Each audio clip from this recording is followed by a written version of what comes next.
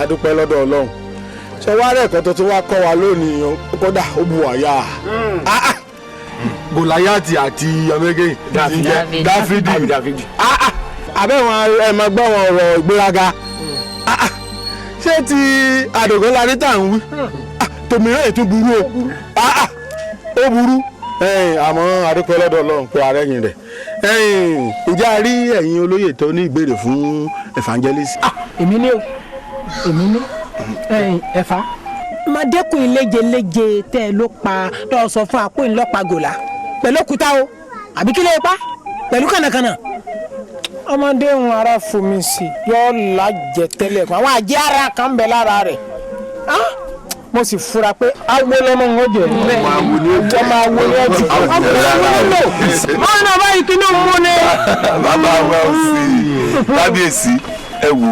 kò lájẹ ara kankan kò sì sí inú ẹgbẹ́ kankan gẹ́gẹ́ bí ọ̀rọ̀ Ọlọ́run tí a jọ pín papọ̀ ẹ rí i pé mo sọ wípé Dáfídì sọ fún Gòláyátì nígbà tí wọ́n jọ pàdé lójú ogun lójú ìjà ó ní ìwọ tọ̀ mí wá pẹ̀lú idà àti ọ̀kọ̀ ó ní ṣùgbọ́n èmi tọ̀ ọ́ wá ní orúkọ Olúwa Ọlọ́run àwọn ọmọ ogun Ísírẹ́lì ẹni tí ìwọ ti gàn ṣé rí orúkọ yẹn orúkọ Olúwa Bíbélì wípé orúkọ Olúwa ilé ìṣọ́ agbára ni olódodo sáwọbẹ̀ ó sì yè orúkọ Olúwa yìí lágbára tó bẹ́ẹ̀ tó jẹ́ wípé òun ló ràn lọ́wọ́ tó fi borí Gòláyátì. bàbá lo Ọlọ́run Ísírẹ́lì tó sọ yóò dá wa lóhùn. ní ìṣẹ̀lẹ̀ ìṣọ́tà ti fàyè wá fún Jésù ni. bẹ́ẹ̀ni. tá a bá pe orúkọ yóò ṣiṣẹ́ bá wa náà. bẹ́ẹ̀ni o. evangelist gẹ́gẹ́ bí wọ́n ṣe sọ pé nílùú ìlú wa àwa náà ní Gòláyátì tíya ọmọ èké légelége lẹ sì pé ọmọ ìjọsí Ọlọ́run tí ẹ sì ṣe ẹ̀yìn lọ́jọ́ lórí njó láwàá fìpàdé sí tẹ́yìn ọ ṣáájú tí gbogbo òlù ọ tẹ̀lé a tá a lọ bá aláwèé ẹni à ń wí. ìyàwó àyà ló di ẹ jẹ́ ká farabalẹ̀ gbọ́rọ̀ Ọlọ́run yìí dáadáa. ṣé ẹ rí ẹ má jẹ́ ká dán Ọlọ́run wò bẹ́ẹ̀ ni a ò gbọ́dọ̀ dán Ọlọ́run wò ṣé ẹ rí i pé nínú ẹ̀kọ́ tí mo kọ́ wa yẹn Gòláyátì ló lọ fi ẹsẹ̀ ara rẹ̀ rìn lọ sí ọ̀dọ̀ àwọn Dáfídì ní ilẹ̀ Ísírẹ́lì kì í ṣe pé Dáfídì ló lọ pé ó ló pe ogun Ọlọ́run níjà òun fúnra rẹ̀ àdògán òun fúnra rẹ̀ ni yóò fi ẹsẹ̀ ara rẹ̀ rìn wá pé Ọlọ́run tí àwa ti gbà yìí ni yóò wá pè wá níjà. èmi lè ń retí ẹ̀ ń retí ikú ẹ̀ ń retí àrùn gbogbo yín dáràn wọ́n gba ẹ̀san kú bàbá mi lára gbogbo yín pàápàá jùlọ ìwọ ọkùnrin àjèjì tó fẹ́ kọ ìyà fún àwọn ọmọ ìlú atúnidá kò ní dáa fún ọ. dákun bọ̀ ẹ̀fà ká ní sùúrù fún àdògán bí eré bí àwàdà gbogbo òlu ní ọ̀pánu tán sùúrù bọ́ ọ. o sì mo fọwọ́ àtọmọdé ọlẹ́nu ẹ̀fà ń jẹ́ kí a ká ní sùúrù níbi tá a dé wọ́n rántí ìgbà ọjọ́ ọwọ́ gan ṣé ọba àjẹ́ o ti kọ́ alóore kan orin náà ibẹ̀ láà ṣe padà sí ṣe bí o ní Gòláyátì ó ṣubú lulẹ̀ abẹ́ ẹ̀kọ́ ni bẹ́ẹ̀ ni wọ́n sì gan orí ẹ̀ bẹ́ẹ̀ ni ọ̀tàn wọ́n rántí orin ó ní Ọlọ́run tóbi Ọlọ́run tóbi kànàkànà Gòláyátì Ọlọ́run tóbi ó sì gbá ń gbé Ọlọ́run tóbi Ọlọ́run tóbi kànàkànà Gòláyátì Ọlọ́run tóbi ó tóbi Ọlọ́run tóbi Ọlọ́run tóbi kànàkànà Gòláyátì Ọlọ́run tóbi. ẹ̀kẹ́ hallelujah hallelujah Jésù lógo. ẹ jẹ́ ká gbàdúrà ní orúkọ Jésù. àṣẹ. ó lè ṣe yàrá kọ gbàgbé báyìí wọ́n ní a máa sọ pé àṣẹ mọ́ ẹ máa sọ pa mi. àmín àmín. ní orúkọ Jésù.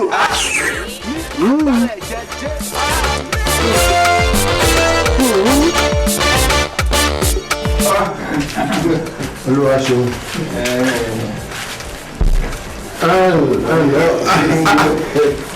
kábíyèsí. ẹyọ ẹ máa lọ sí kábíyèsí o. kábíyèsí àsìkò pàdé o. ẹ wò ó lọ́wọ́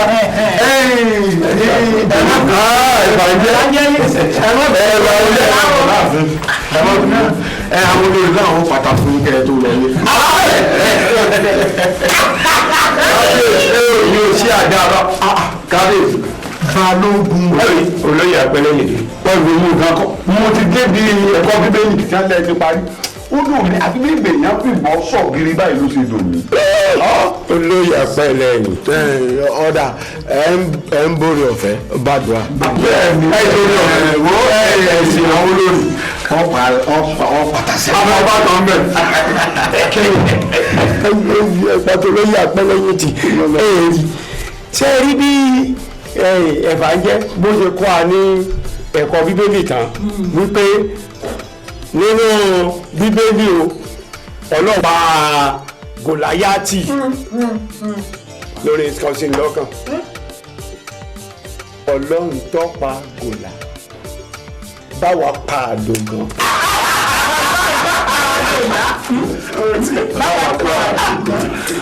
ọlọ́run tó pa gòlà bó ọlá wọn ló ṣe ti wà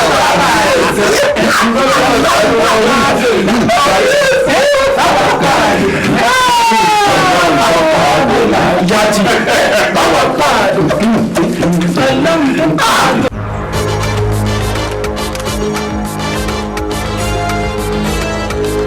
Surikai.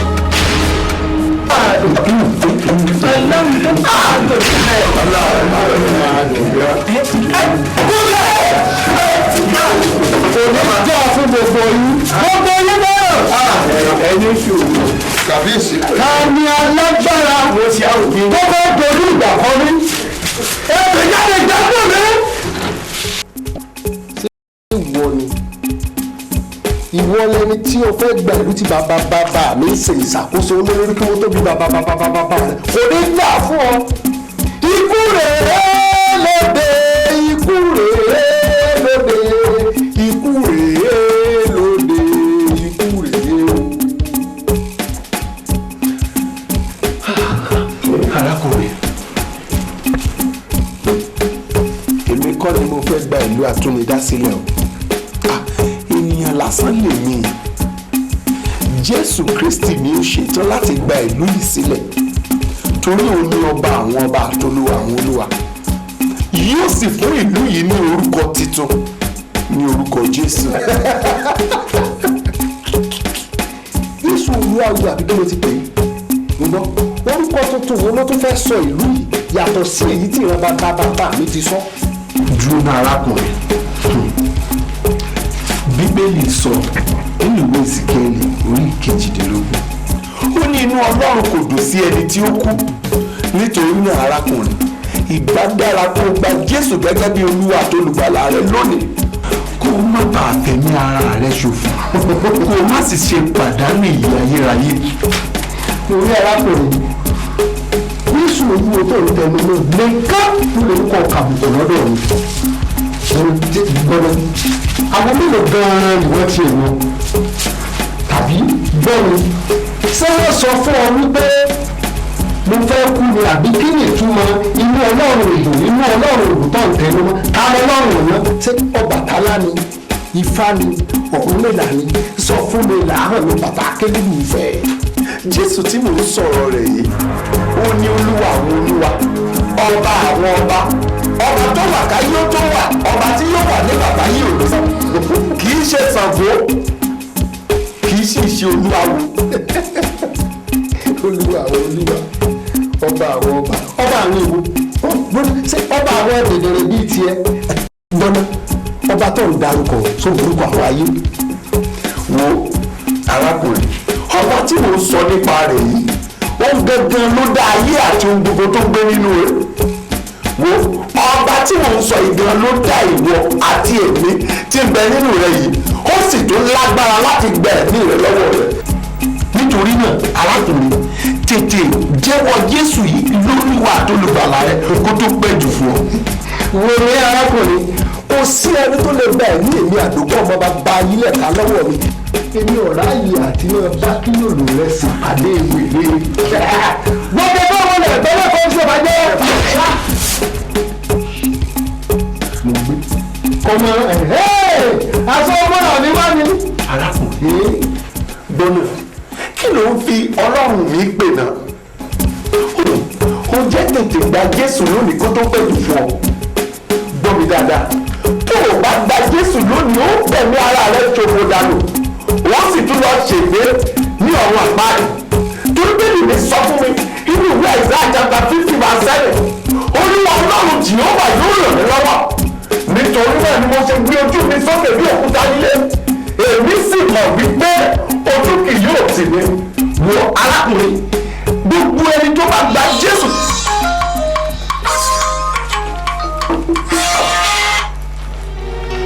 Hello. Hello mo ń gbọ́ hello. Hello.